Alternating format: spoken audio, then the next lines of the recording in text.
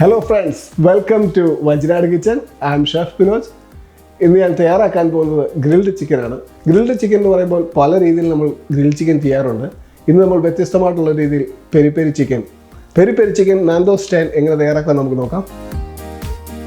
നാൻഡോസിലെ peri peri chicken ഒരു വേറെ ലെവലാണ്.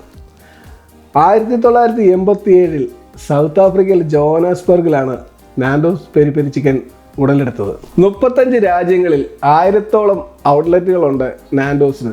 അപ്പോൾ തന്നെ നിങ്ങൾക്ക് മനസ്സിലായി കാണുമല്ലോ ഇതിൻ്റെ ടേസ്റ്റും ഇതിൻ്റെ ഫ്ലേവറും ഒക്കെ അടാറ് ടേസ്റ്റാണ്. അതെങ്ങനെ നമുക്ക് വീട്ടിൽ തയ്യാറാക്കാൻ നമുക്ക് നോക്കാം. പെരി പെരി ചിക്കൻ്റെ സോസ് നമുക്ക് തയ്യാറാക്കിയെടുക്കാം. സോസിന് വേണ്ടി ഞാൻ 5 അല്ലി വെളുത്തുള്ളി എടുത്തിട്ടുണ്ട്. ജസ്റ്റ് ഒന്ന് നടുവേ കീറിയിട്ടിട്ടുണ്ട്. 2 റെഡ് ചില്ലി എടുത്തിട്ടുണ്ട്. റെഡ് ചില്ലി സോസിന് നല്ല കളറും തരും, വലിയ എരിവുമില്ല. ഒരു ചെറിയ കഷ്ണം ഇഞ്ചി പെരി പെരി സോസിന് നല്ലൊരു ഫ്ലേവർ തരും.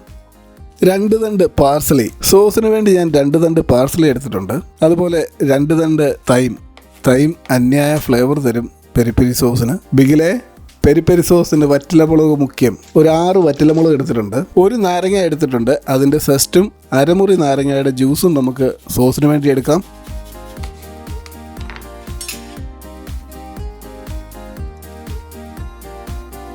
1.5 ടേബിൾ സ്പൂൺ പാപ്രിക്ക പൗഡർ അത്യാവശ്യം നല്ല സ്മോക്കി ഫ്ലേവർ തരും. പാപ്രിക്ക പൗഡർ എന്ന് പറഞ്ഞാൽ നമ്മുടെ ക്യാപ്സിക്കം ഡ്രൈ ആയിട്ട് പൊടിച്ചെടുക്കുന്നതാണ്. സോസിന് വേണ്ടി 60 ml റെഡ് വൈൻ വിനീഗർ ഞാൻ യൂസ് ചെയ്യുന്നുണ്ട്. റെഡ് വൈൻ വിനീഗർ ഇല്ലാത്തവർ സാധാരണ വിനീഗർ ചേർത്താലും മതി. 5 ടേബിൾ സ്പൂൺ ഒലിവ് ഓയിലും ആവശ്യത്തിന് ഉപ്പും ചേർത്ത് നന്നായിട്ടൊന്ന് ബ്ലെൻഡ് ചെയ്തെടുക്കാം.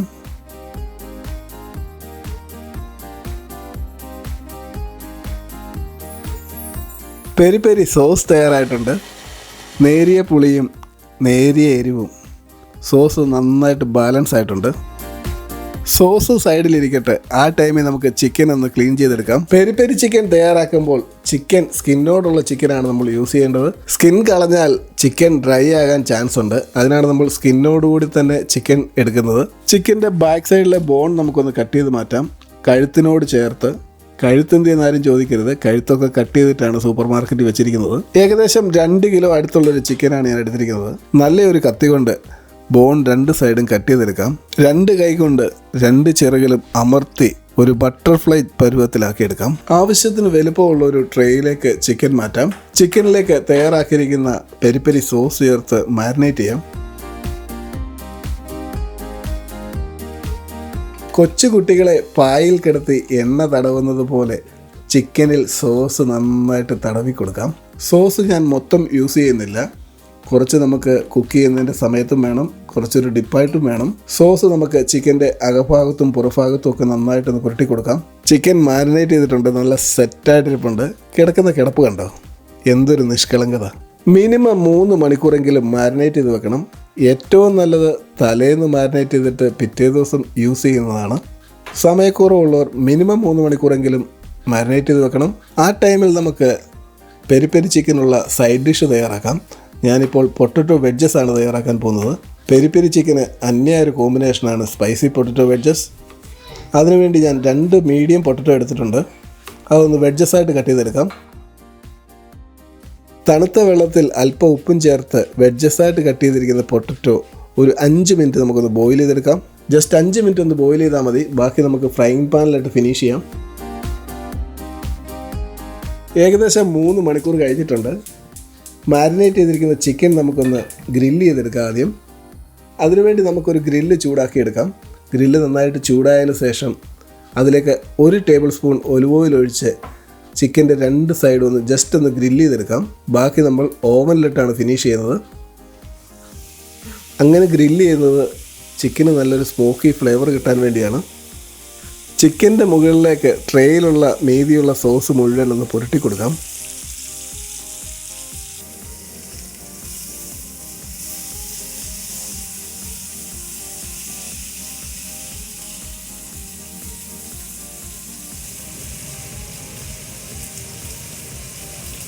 ചിക്കൻ 2 സൈഡും ഗ്രില്ലായിട്ടുണ്ട്.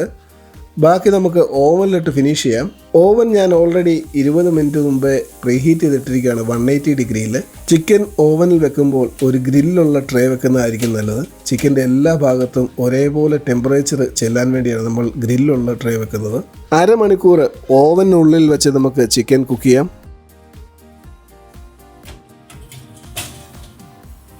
ചിക്കൻ റെഡിയാകുന്ന ടൈമിൽ നമുക്ക് പൊട്ടറ്റോ വെഡ്ജസ് തയ്യാറാക്കിയെടുക്കാം. പൊട്ടറ്റോ വെഡ്ജസ് 5 മിനിറ്റ് തന്നെ ബോയിലായിട്ടുണ്ട്. നമുക്ക് ആ ചൂടുവെള്ളം ഒന്ന് മാറ്റാം. നമ്മൾ സ്പൈസി പൊട്ടറ്റോ വെഡ്ജസ് ആണ് തയ്യാറാക്കുന്നത്.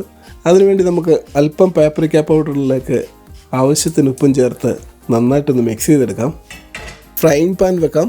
ഫ്രൈങ് പാൻ ഒന്ന് ചൂടാകുമ്പോഴത്തേക്ക് അതിലേക്ക് 2 ടേബിൾ സ്പൂൺ ഒലിവ് ഓയിൽ ഒഴിക്കാം. ഓയിൽ നന്നായിട്ട് ചൂടായിട്ടുണ്ട്. അതിലേക്ക് നമ്മൾ ബ്ലാൻഡ് ചെയ്തിരിക്കുന്ന പൊട്ടറ്റോ വെഡ്ജസ് ഇടാം. പൊട്ടറ്റോ വെഡ്ജസ് തയ്യാറാക്കുന്ന കൂട്ടത്തിൽ തന്നെ ചിക്കനേലും ഒരു കണ്ണ് വേണം കേട്ടോ. അല്ലെങ്കിൽ പൊട്ടറ്റോ വെഡ്ജസ് റെഡിയാവുകയും ചെയ്യും, ചിക്കൻ പണി തരുകയും ചെയ്യും. ചെറിയ ഫ്ലെയിമിലിട്ട് പൊട്ടറ്റോ വെഡ്ജസ് നന്നായിട്ട് മൊരിച്ചെടുക്കണം. സംഭവം അടാറ് ടേസ്റ്റ് ആയിരിക്കും. പാൻ മെല്ലെ കയ്യിലെടുത്ത് പൊട്ടറ്റോ വെഡ്ജസ് ഒന്ന് ടോസ്റ്റ് ചെയ്തെടുക്കാം. സ്ലോ മോഷൻ വേണേൽ ആയിക്കോട്ടെ, കുഴപ്പമില്ല. ഇനി നമ്മളെന്നാ കുറയ്ക്കാനാ? പൊട്ടറ്റോ വെഡ്ജസ് തയ്യാറായി വരുന്ന ടൈമിൽ നമ്മൾ തയ്യാറാക്കി വെച്ചിരിക്കുന്ന സ്പൈസി മിക്സ് അങ്ങോട്ട് തട്ടിക്കൊടുക്കാം. നിങ്ങൾക്ക് സ്പൈസി താല്പര്യമില്ലെങ്കിൽ പാപ്രിക്ക പൗഡർ ഒഴിവാക്കാവുന്നതാണ്.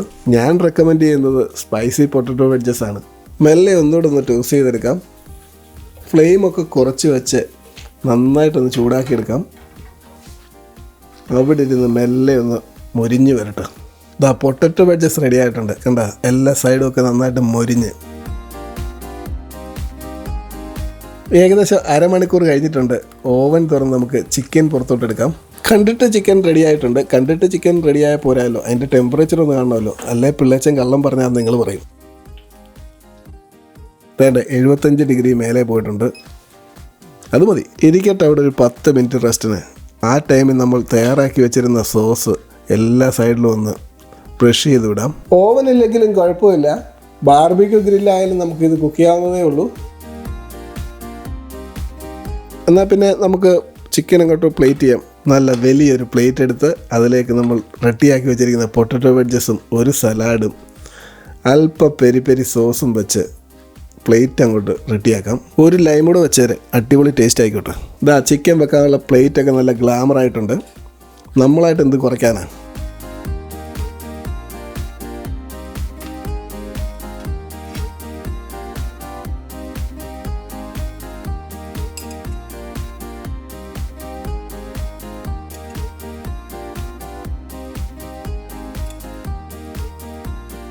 ഓവനില്ലെങ്കിലും കുഴപ്പമില്ല, ബാർബിക്യൂ ഗ്രില്ലായാലും നമുക്കിത് കുക്ക് ചെയ്യാവുന്നതേ ഉള്ളൂ.